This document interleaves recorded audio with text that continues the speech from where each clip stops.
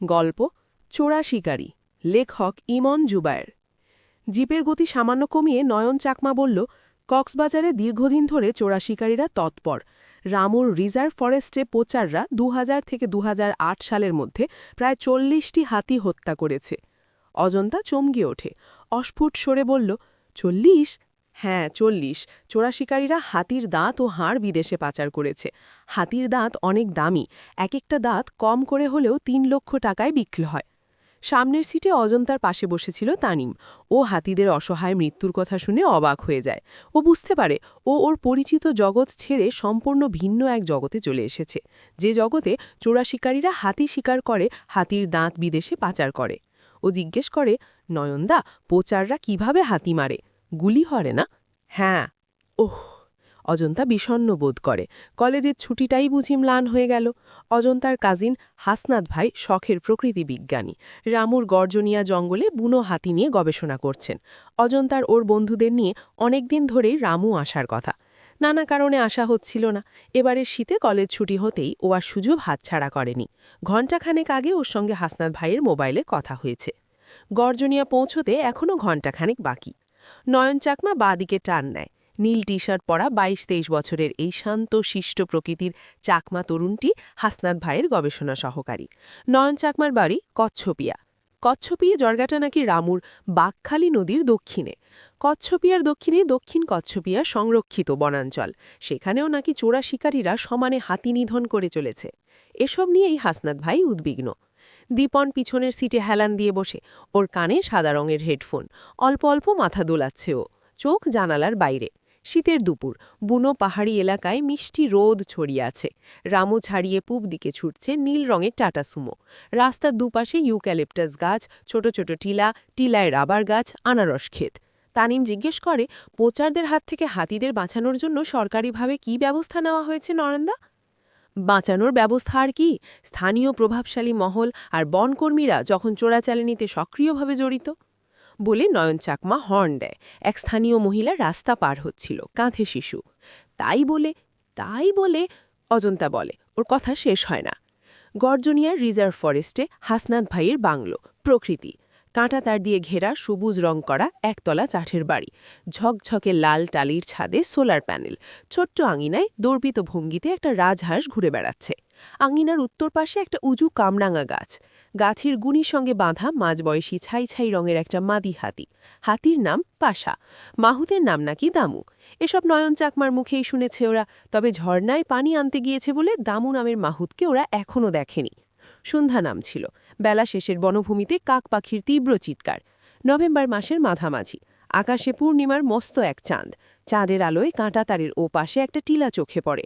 টিলায় আনারস ক্ষেত। হাসনাত ভাই স্থানীয় অধিবাসীদের নিয়ে আনারস চাষ করেন। রাজহাঁসের খামারও আছে। লাভের টাকায় গবেষণার কাজ চলে। ওরা বাংলোর বারান্দায় বসেছে। বেতের টেবিলের ওপর একটা ট্রে, তাতে ধোঁয়া ওঠা কয়েকটি কফির কাপ আর একটা বড় প্লেটে চানাচুর। পাশে একটা ইংরেজি বই, ডেভিড থমসনের হিস্ট্রি অফ মুঘল ইন্ডিয়া। বেশ ঢাউস বই। হাসনাত ভাই পড়ছেন সম্ভবত। ওরা এরই মধ্যে রাজ্যের বাংলা ইংরেজি বই ঠাসা এবারের লাইব্রেরিটা দেখেছে। হাসনাত ভাই কত যে পড়াশোনা করেন। নয়ন চাকমা মোবাইলে কার সঙ্গে যেন কথা বলছিল। হাসনাত ভাই কফির কাপ ধুয়ে নিয়ে তার দিকে তাকালেন। হাসনাত ভাইয়ের শরীরটি হালকা পাতলা, বেশ লম্বার ভরসা। মাথায় ঝাঁকড়া চুল, পরনে জিন্সের প্যান্ট আর জ্যাকেট। হাসনাত ভাই বিজ্ঞানী হলেও চোখে অবশ্য চশমা টশমা নেই। নয়ন চাকমা মোবাইল অফ করে বলল, রতন ফোন করেছিল। ও বলল কচ্ছপিয়ায় এইমাত্র একটা হাতির মৃতদেহ পাওয়া গেছে। পোচাররা দাঁত কেটে নিয়েছে। রাতে হয়তো পুঁতে ফেলবে। বন বিভাগের লোকজন নাকি এখনও ওখানে পৌঁছায়নি। অজন্তার ভুরু কুঁচকে যায়। তখন নয়নদা বলছিল যে কচ্ছপিয়ার দক্ষিণে দক্ষিণ কচ্ছপিয়ার সংরক্ষিত বনাঞ্চল, সেখানেও নাকি সমানে হাতি নিধন চলছে। এই নিয়েই হাসনাত ভাই উদ্বিগ্ন। হাসনাত ভাইয়ের ফর্সা মুখ কিরকম টকটকে লাল হয়ে উঠেছে। তিনি গম্ভীর স্বরে বললেন, পোচাররা বড্ড বাড়াবাড়ি শুরু করেছে। নয়ন, তোমার কি মনে হয় কাজটা জয়নাল গ্রুপের? হ্যাঁ। জয়নাল গ্রুপ মানে? জয়নাল হলো রামুর প্রচার দলটার নাটের গুরু। লোকটার বাড়ি নাইকসংছড়ি। লোকটা আগে চট্টগ্রামের আনোয়ারা স্মাগলিং করত, বেশ কয়েকবার পুলিশের হাতে ধরাও পড়েছে সে। এখন লাখ লাখ টাকার লোভে বন্য হাতি হত্যাযজ্ঞে মেতে উঠেছে। তানিম বলল, পোচাররা কিভাবে দেশের বাইরে হাতির দাঁত পাচার করে? বার্মার বর্ডার দিয়ে? হাসনাত ভাই বললেন, না না, স্থলপথে নয়, হাতির দাঁত ওরা পাচার করে জলপথে। জলপথে? আশ্চর্য।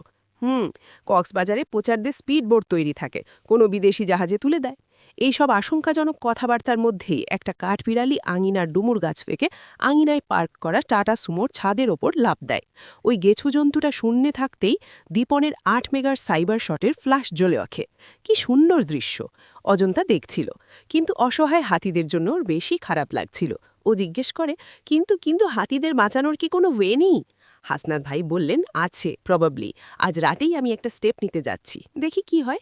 এখন চল খেয়ে নি বলে দামু দামু বলে কাকে যেন ডাকলেন হাসনাত ভাই। বেঁটে মতন তামাটে রঙের মাঝবয়সী একটা মানুষ, পরনে খাঁকি হাফ প্যান্ট আর নীল রঙের গেঞ্জি। এই লোকটা তাহলে মাহুট? কি ব্যাপার, লোকটা শীতটিত করে না নাকি? অজন্তা অবাক হয়ে ভাবল। লোকটার মাথা মসৃণভাবে কামানো, কানে লোহার রিং, কবজিতে পিতলের বালা, গলায় কাইতনে বাঁধা রূপোর তাবিজ। জি বাবু।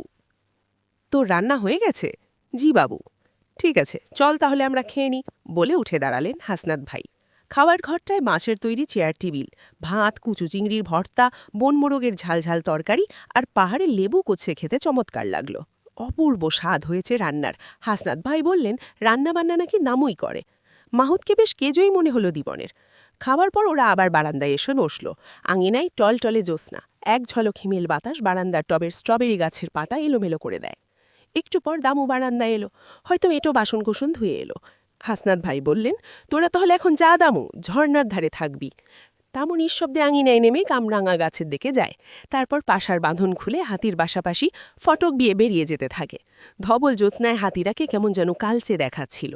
দীপন বলে, হাসনাত ভাই বল, চোরা শিকারীরা রামুর জঙ্গলে হাতি ছাড়া আর কিছু শিকার করে? হরিণ। শুনলে তোরা অবাক হবি, চোরা শিকারীরা হরিণ শিকার করে শখ করে। কি শখ করে? হ্যাঁ, স্রেফ শখ করে। আশ্চর্য, এরা কি সবাই অন্ধ হয়ে গেছে? তানিমের কণ্ঠস্বরে আর্তনাদ ফুটে ওঠে। নয়ন চাকমা বলল, অন্ধই, নইলে 2017-র মধ্যে সুন্ধমনের বাঘ বিলুপ্ত হয়ে যাবে কেন? দীপক চমকে ওঠে। তানিম জিজ্ঞেস করে, আচ্ছা হাসনান ভাই, যখন কোনো হাতি মারা যায় তখন বন বিভাগের লোকজন কি বলে? নয়ন চাকমা বলল, কি আর বলে, বলে হাতি অসুস্থ হয়ে মারা গেছে কিংবা পাহাড় থেকে গড়িয়ে পড়ে। পাহাড় থেকে গড়িয়ে পড়ে? হ্যাঁ। আশ্চর্য। হাসনাত ভাই বললেন, নয়ন এখন যাও, ঘর থেকে ক্যামকোডারটা নিয়ে এসো। নয়ন চাকমা ভিতরে চলে যায়। অজন্তা ভাবছিল, তখন হাসনাত ভাই বললেন, হাতিদের বাঁচানোর একটা উপায় আছে, খুব শিগগিরই একটা স্টেপ নেবেন। কি স্টেপ? রামু আসার পরেই এমন একটা অ্যাডভেঞ্চারে জড়িয়ে পড়ছে ভেবে মৃদু উত্তেজনা টের পায়। নয়ন চাকমা একটু পরে ফিরে এলো, হাতে সোনি হ্যান্ডিক্যাম ক্যামকোডার। ভিডিও করবে মনে হলো। কিসের ভিডিও? তাইমের কপালে ভাঁজ পড়ে। হাসনাত ভাই ঘড়ি দেখলেন, তারপর ঝট করে উঠে দাঁড়িয়ে বললেন, চল এখন বেরোই। ওরা ধবধবে সাদা চাঁদের আলোর ভিতর হেঁটে আঙিনা বার হয়ে মূল ফটকের বাইরে চলে এলো। পায়ের নিচে শিশির ভেজা শুকনো পাতা, নির্জন জ্যোৎস্নাস্নাতর স্তব্ধ বনভূমি, বাতাসে শিশির মাখানো বুনোলতা পাতার মাদক গন্ধ, ঝিঝির আরে টানা ডাকে কান পাতা দেয়। মাঝে মধ্যে শব্দটা হঠাৎই স্তব্ধ হয়ে যাচ্ছে, যখন দূরে শেয়ালের ডাক শোনা যায়। হাঁটতে হাঁটতে অন্তরার জীবনানন্দ দাশের একটি কবিতার কয়েকটি লাইন মনে পড়ে যায়। কবিতার নাম ক্যাম্পে। এখানে বনের কাছে ক্যাম্প আমি ফেলিয়াছি, সারা রাত দক্ষিণা বাতাসে আকাশের চাঁদের আলোয় এক ঘাই হরিণীর ডাক শুনি, তাহারই সে ডাকে। কোথাও হরিণ আজ হতেছে শিকার, বনের ভিতরে আজ শিকারীরা আসিয়াছে। আমিও তাদের ঘ্রাণ পাই যেন এখানে বিছানায় শুয়ে শুয়ে, ঘুম আর আসে নাকে বসন্তের রাতে। কত কত বছর আগে জীবনানন্দ দাশ অসহায় হরিণদের কথা ভেবে ব্যথিত হয়েছিলেন, উদ্বিগ্ন হয়েছিলেন। আজ এতকাল পরেও পরিস্থিতি খুব একটা বদলায়নি। আজও রামুর বনে জঙ্গলের বছরে প্রায় 100 হরিণ প্রাণ হারাচ্ছে লোভী শিকারীদের নির্বিচার গুলিতে। অজন্তা দীর্ঘশ্বাস ফেলেন। তানিম সর সর জলের শব্দ শুনতে পেল। তখন হাসনাত ভাই তামুকে ঝর্নার কাছে যেতে বললেন। ও ভাবল, আমরা কোথায় যাচ্ছি? হাসনাত ভাই কোনো কারণে সাসপেন্সে রেখেছেন। জঙ্গলের ভিতরে এঁকে বেঁকে পিচ রাস্তা চলে গেছে। একপাশে বুনো জাতির পাহাড়ি ঘন গাছপালার প্রাচীর, অন্য পাশে টিলা, টিলার উপর থেকে গড়িয়ে ঝর্ণা জল পড়ছে। নিচে জ্যোৎস্নার আলোতে আলোকিত ছোট্ট একটি টলটলে পানির জলাশয়, পারে কয়েকটি বড় বড় পাথর। জলাশয়ে পাশ আগে দেখতে পেল ওরা, সুর দিয়ে পানি ছিটাচ্ছে। চাঁদের আলোয় অপূর্ব এক দৃশ্য।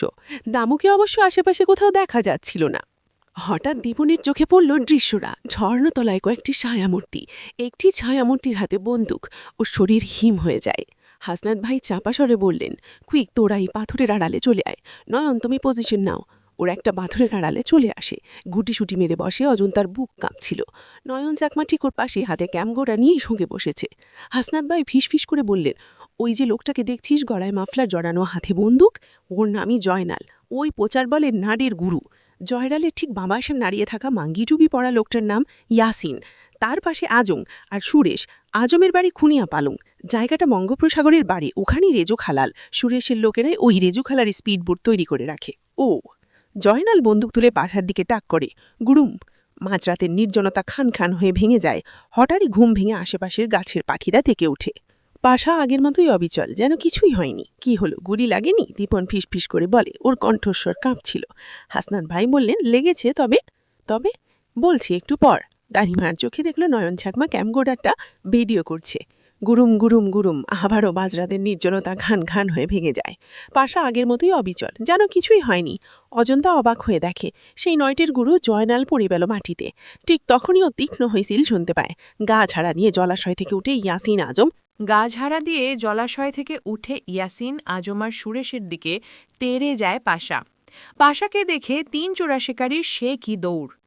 অজন্তা বলে, কি হলো? ওরা পালিয়ে গেল যে? ওদের পালাবার দরকার আছে, হাসনাত ভাই হাসতে হাসতে বললেন। দরকার আছে মানে?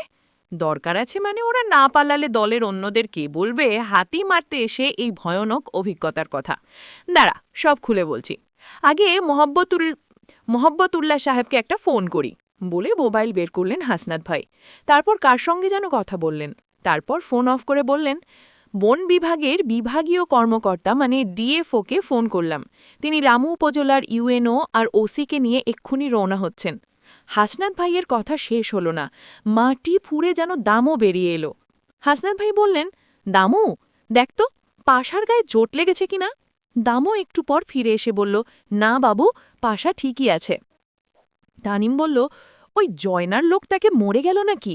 হাসনাত ভাই বললেন, না, জয়নাল মানা যায়নি, অজ্ঞান হয়েছে। অজ্ঞান হয়েছে মানে? ওকে জীবিত ধরতে হবে না, তাই দামু লোকটাকে পীর ছুঁড়ে অজ্ঞান করেছে। মানে? তীরের ফলায় চেতনানাশক তরল মাখানো আছে। চেতনানাশক তরল মানে? বুঝলি না? দামু এই অরণ্যের সন্তান। দামুরা 1000 বছর ধরে এই অরণ্যে বসবাস করে আসছে। ওরা জানে কি করে চেতনানাশক তরল তৈরি করতে হয়। এখন থেকে অরণ্যচারী এই মানুষেরাই পোচারদের হাত থেকে বুনো প্রাণীদের বাঁচাবে দেখবে। আমরা কেবল ওদের আধুনিক টেকনোলজি দিয়ে সাহায্য করব। কয়েকজন লোক বুনো শিকড় বাকড় দিয়ে জয়নালকে বাঁধছে। ওরা কারা? তানিম জিজ্ঞেস করে। হাসনাত ভাই বললেন, ওরা দামুর গোত্রের লোকজন। ওরা আমার আনারস খেতে আর রাজহাঁসের খামারে কাজ করে। এরাই এখন পোচারদের হাত থেকে বুনো হাতিদের বাঁচানোর জন্য একজোট হয়েছে। ও, দীপন বলল, জয়নালকে থানায় নিয়ে গিয়ে জিজ্ঞাসাবাদ করলেই পোচারদের সব বেরিয়ে আসবে। হাসনাত ভাই বললেন, নয়ন তো ভিডিও করেছে, কিন্তু এখনও মাথামুণ্ড কিছুই বুঝতে পারছি না। অজন্তা বলল, ওর কণ্ঠস্বরে অনুযোগের সুর। হাসনাত ভাই বললেন, বুঝলি, পোচাররা যেভাবে নির্বিচারে নিধনযজ্ঞ শুরু করেছে তাতে জঙ্গলের রণহাতি না নামিয়ে উপায় ছিল না।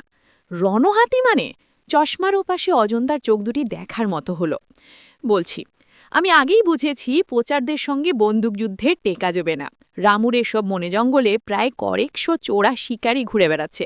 কাজে আমাকে ভিন্ন কৌশল অবলম্বন করতে হলো। আমি ওদের ভয় দেখানোর সিদ্ধান্ত নিলাম, যদিও ব্যাপারটা ঝুঁকি ছিল। এবার মনে হয় কিছু বুঝতে পারছি, দীপন বলল। মিটমিট করে হাসছিল ও। হ্যাঁ, আইডিয়াটা পেলাম ইতিহাসের বই থেকে। মধ্যযুগের ভারতবর্ষের মোগলরা যুদ্ধবিগ্রহের সময় রণহাতি ব্যবহার করত। তারা হাতিদের মৃত্যুর হাত থেকে বাঁচানোর জন্য হাতির শরীরে এক ধরনের পাতলা লোহার পাট মুড়িয়ে দিত। আমিও তাই করেছি, যাতে হাতির গায়ে গুলি না লাগে। আমার বন্ধু মেজর মাহবুব ইমরান বাংলাদেশ সেনাবাহিনীতে আছে। ওই আর্মি ওয়ার্কশপ থেকে পাশা স্টিলের আর্মারটা বানাতে সাহায্য করেছে। বন বিভাগের ডিএফও সাহেবকে এই পরিকল্পনার কথা আমি আগেই জানিয়ে রেখেছি। আশ্চর্য, তাই তুমি এই ডেভিড থমসনের হিস্ট্রি অফ মোগল ইন্ডিয়া পড়ছিলে? অজন্তা বলল। হাসনাত ভাই মিটমিট করে হাসছিলেন। ভাগ্যিস হাতির চোখে গুলি লাগেনি, তানিম বলল।